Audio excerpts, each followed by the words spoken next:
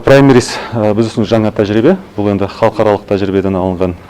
Биыл праймеристе бізде Нұр-Сұлтан қаласында, біздің қалалық филиалда көргеніміз өте көп адам қатысты, бір орынға 18 адам. Алғашқыда 403 адам тіркеліп еді. Одан кейін бірқатар азаматтар өзінің жаңағы додадан тыс шығуды шешім қабылдады. Қазір біз көргеніміздей өте белсенділік жоғары. 35%-тен жоғары әйелдер қатысып отыр, 40%-ке жуық жастар қатысып отыр. Ол бізді өте қуантады. Одан кейін орта және шағын бизнес өкілдері және үкіметтік емес ұйымдардың өкілдері.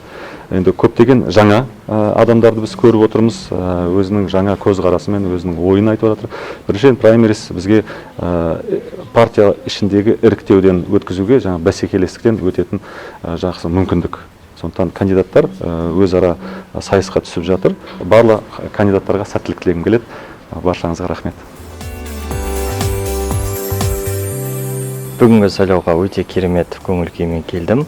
Әрбір еліміздің азаматы дұрыс таңдау жасайды деген үміттемін. Мен де өз дауысымды бердім. Барлығында дауыс беруге шақырамын.